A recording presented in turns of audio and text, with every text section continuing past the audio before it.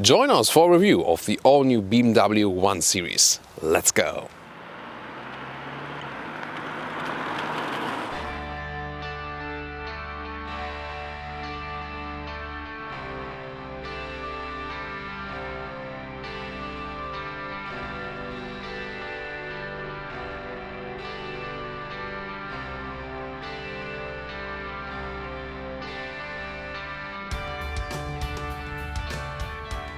In the front here, the new face with the big BMW double kidney here with chrome frame around. This one is the Sport line, so already some sportier parts as for the visual stuff, also in the lower area and so on. It would start with halogen lamps as for the base model.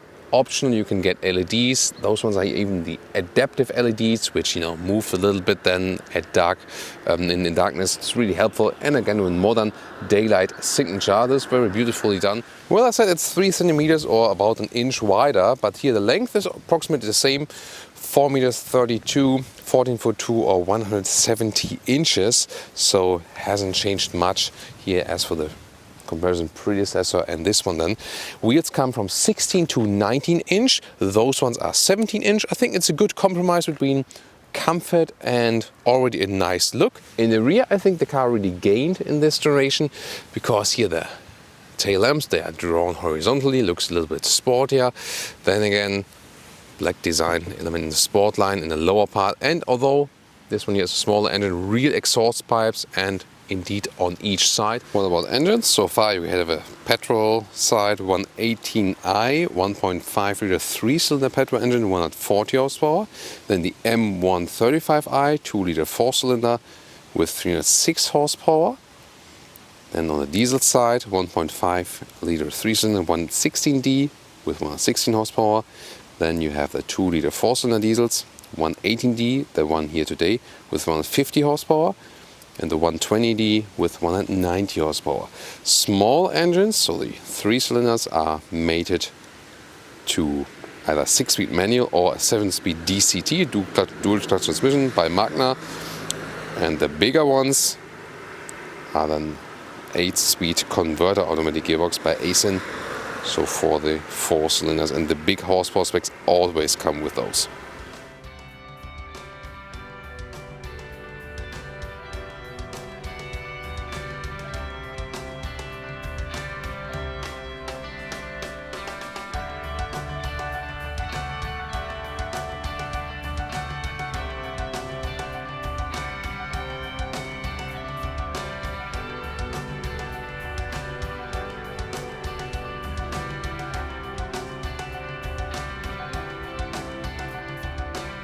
Here the steering wheel also being updated now with hard, not rubber controls anymore for the cruise control. That's also a little bit better, definitely. Zoom more to the screen setup and so on.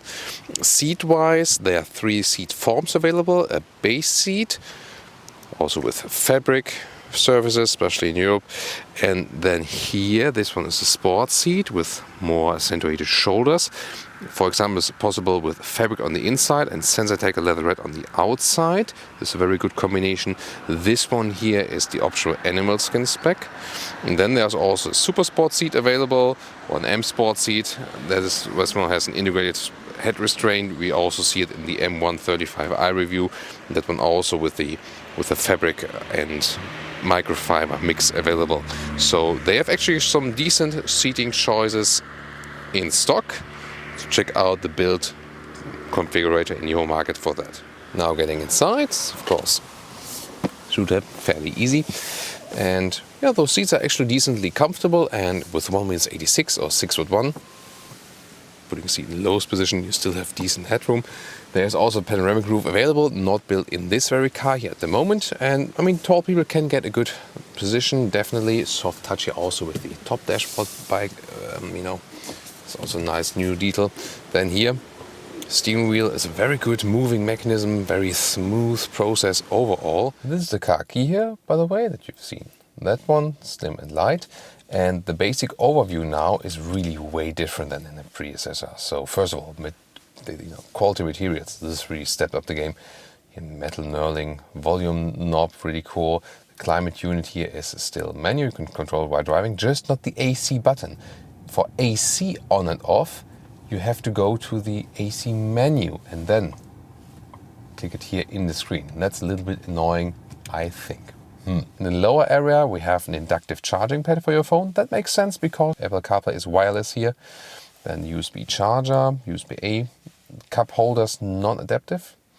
Then this shifting lever here, next to some driving modes, and still not only touch with the screen, but also this control knob, where you can also write something like in address names if you don't use the voice recognition.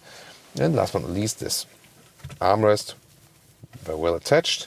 You can open it with some space below, and also a USB-C charger then. So starting that engine, you can see all of the digital instruments. RPM go counterclockwise, and the reason for that is that in the middle part, then you have still space for your GPS info, for example. And you can't change too much around here, but it's actually just useful how they have arranged it. And a nice and useful option is this head-up display with the speed, current speed, allowed speed, and you will also get some GPS directions, and crystal clear as we know from BMW. Now a close look at the infotainment system. Again, I can control it from below, like this then. So while driving, that's of course a little bit better. Here the visualization is really cool, and the software of the BMW GPS systems, they have led me the best so far. And here we have the Apple CarPlay integration. Very well done. It goes widescreen over the whole format.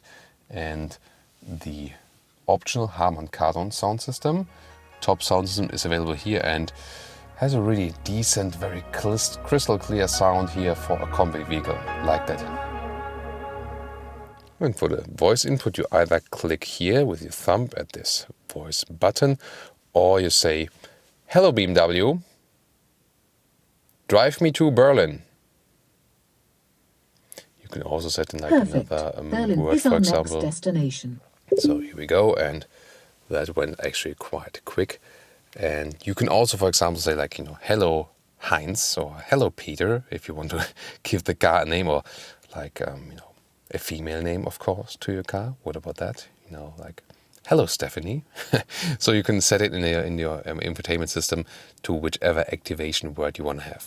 So what you will find here in this new generation is that you have about 3 centimeters more legroom, or a little bit more than an inch more legroom, and about 2 centimeters more headroom, a little bit less than an inch more headroom. And this exactly fit. I can put a hand over my head still here, and here also legroom wise, this looked different indeed in the predecessor. So it is suitable for 4 tall adults, even though there's not much spare room left. So electric hatch available. It's an option, first time for the 1 Series, and 380 liters that is. So that's 20 liters more than before, up to 1,200 liters. What's interesting here, the lower cover can be flipped like this, and then it's being held up.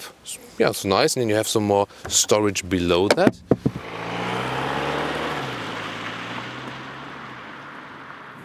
So we had the all-wheel drive with the front-wheel drive platform, but here really just the front-wheel drive only. And yeah, sacrilege for a lot of BMW 1 Series fans, definitely.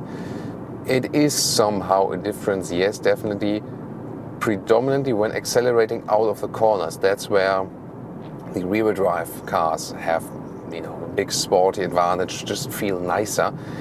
In the overall agile driving feeling, when you're like doing left and right and so on, this is super cool. So already this car here is a lot of fun to drive still, even though it's just front-wheel drive only.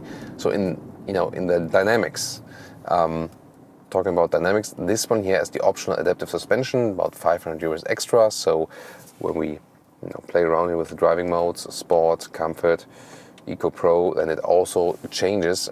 Comfort then, again, with the comfortable setting, Sport gets a little bit stiffer. In Sport mode also the gears are turned up higher, and when the traffic light jumps to green now,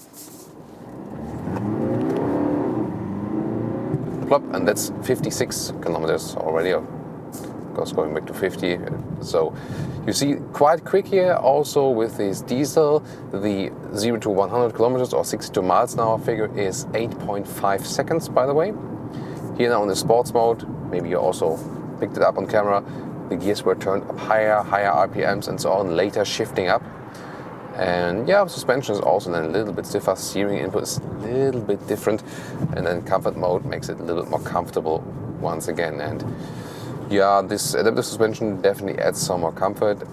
You know, you can go for the base suspension, then you can go with this fixed sport suspension, which is a couple of millimeters lower, and then with the adaptive adaptive suspension, a little bit more sporty setup with the M135i each. But then again, the fixed sport suspension is really rough then, so you should only go for that if you want that, you know, real rough feeling, definitely. So for a compact sized vehicle, I mean, just recently driven also the all-new generation of the Volkswagen Golf, which is also a competitor to this one here.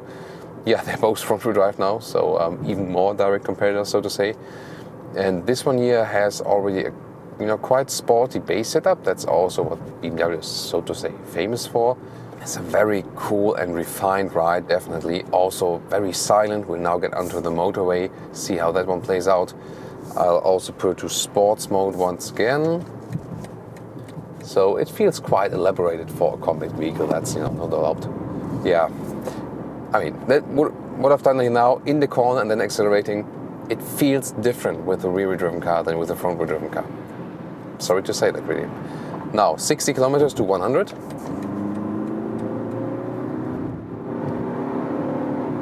Plop, that's it. So see, you won't lack any power with this engine. This is actually, let's say, right-sized for this car. This 2-liter 4-cylinder diesel. Not sure about the 1.5 3-cylinders. Can't comment on that yet. And also the automatic gearbox is doing a great job. So really nice done. The 8-speed converter or auto gearbox supplied by Aisin, and the 7-speed. Whoa, that's a lot of sun. So I have to use the shade for a moment. So, and the 7-speed DCT, which is built for the smaller ones, for the 3-cylinders each. That one is not from Aisin. This is supplied by Magna. So let's see now at 100 kilometers or 62 miles an hour. It's perfectly silent. So yeah, very good noise insulation. That's also something that has been improved. Then we also have the cruise control. You can set it here on the steering wheel. And really very stably also when I'm doing lane change and about 100. That's pretty cool. And wow, the car feels very agile. The steering feeling is also good. Not too much of a dead zone or something. It doesn't feel too natural, let's say it that way. Yeah, a little bit artificial, so to say, but still, you know, fun and somewhat precise. What's going on here? So I accelerate just a little bit, and we get in front of this car. And wow, yeah, that's a lot of fun, you know, doing the lane changes here at some speed. And yeah, it's a really cool, very well balanced vehicle. That's probably the thing I like most. Also good view to the head-up display. I can also check my speed. So yes, front-wheel drive only has an effect. So this, you know, if you had a lot of fun with a rear-wheel driven predecessor and think, you know, yeah, I want to have the new generation, like, oh, nicely done here in this roundabout, by the way. Oh, a little bit of squeaking tires. I mean, but that again shows. Just move the key here. It doesn't fly around. So that again shows what the car is capable of, and you know what you want, you know, from the car. Probably wouldn't do it in the Golf. Whoa. A little bit slick here as well. Yeah, those winter tires are also not hooking up that well as the summer tires, definitely. But again, a lot of fun to drive with this car, although it's front-wheel drive only, but you do realize it when it's accelerating out. So if this sporty accelerating out feeling is very important to you and you go for this new generation, then you should probably end up with an all-wheel drive model. But that we have already experienced when you have one of the all-wheel drive models. Takes away, let's say, power from the front wheels to the rear wheels, and then you have more balanced feeling. You don't have this strong front wheel drive bias. And I mean, then if you have the M135i with the front differential lock. So I did, you know, it was really different than with this top sports model there. That really didn't make you miss the rear wheel drive. Now driving it really front wheel drive only, it does miss you, you know, make you miss the rear wheel drive somehow. And now to our conclusion for today with the all-new BMW 1 Series. Well, as for the exterior, I was splitting a little bit in love or hate. I think actually, you know, it's quite nicely designed for a compact hatch, but there was also a lot of criticism, especially with this, you know, huge front grille. And yes, of course, proportion-wise, the front hood is not that long anymore. That is maybe a negative point with design, but then again, it's positive with the rear legroom, for example. That was also one of the reasons why they moved it to the front-wheel-driven platform, because you can use the space a little bit better then. Yes, driving-wise, the rear-wheel drive does miss, especially if you have a front-wheel-driven only model. If you have one of the all-wheel drive models, yeah, it doesn't make such a big difference, because you have a lot of torque on the rear wheels and so on, especially in the strong M135i model. You don't lack any power or fun or so. Yeah, power itself, that's also here enough even with the 118D, but it is definitely a characteristic change if you don't have the rear wheel drive and you have the front wheel drive only here. Yes, it's somehow less fun as for accelerating out. However, chassis-wise, suspension-wise and so on, the normal agile driving feeling is superb. Maybe even a little bit better than with the previous generation, because they have worked on that, of course, suspension setup, and also with the chassis a little bit stiffer than before. So that one is very well done. So it is still very agile to drive this car and is one of the sportiest and most fun in this compact hatch segment. That's still the case. And of course, a big difference in the interior, way better as for the quality of materials. Big step forward if you compare to the predecessor, and also this top new infotainment system, if you go for that option, offers you more choices, natural voice input and so on. And then of course more space in the interior. That's also one of the pro points. Yet again, pricing is a little bit ridiculous, 28 to 50k. Think about entry model or 135i, but even this model here can be brought, as I just said in the driving part, to about 53,000 euros in Germany, as an example, when you pick all the extras inside. You know, already the automatic gearbox is more than 2,000 euros extra and so on. So yeah, that's, you know, gets a little heavy on your pocket. So if you think about that and maybe see if you can get a better price performance deal, maybe with one of those 1.5 liter 3-cylinders even. Let's see and test that one at a later stage. So please, now your feedback to this new 1 Series today here, and also tune in to the M135i review. See you there, or also at one of our new reviews. See ya, bye.